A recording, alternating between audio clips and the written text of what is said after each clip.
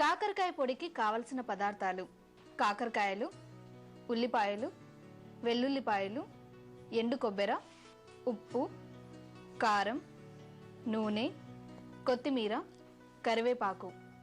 కాకరకాయ పొడి తయారు చేసుకునే విధానం: పావు కిలో కాకరకాయల్ని చెక్కు తీసి పల్చగా సర్కిల్స్ లా కట్ చేసుకొని అందులో కొంచెం ఉప్పు, కొంచెం నీళ్లు వేసి 15 నిమిషాలు పక్కన పెట్టుకోవాలి.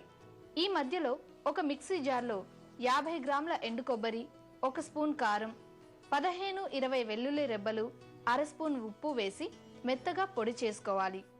ఇప్పుడు స్టవ్ మీద పాన్ పెట్టుకొని 4-5 స్పూన్ల నూనె వేసి కాగాక పక్కన పెట్టుకున్న కాకరకాయల్ని వాటర్ మొత్తం పోయేలా పిండేసి నూనె వేసి ఫ్రై చేయాలి. 50% ఫ్రై అయ్యాక సన్నగా తరిగిన ఉల్లిపాయ ముక్కలు, కరివేపాకు, కొత్తిమీర వేసి మళ్ళీ బాగా ఫ్రై చేయాలి. ఇలా ఫ్రై చేసిన కాకరకాయల్లో ఇందాక గ్రైండ్ చేసుకున్న పొడి, పావు స్పూన్ కారం వేసి బాగా కలిపి ఒక బౌల్లోకి తీసుకోవాలి. అంతే, కాకరకాయ పొడి తయారు.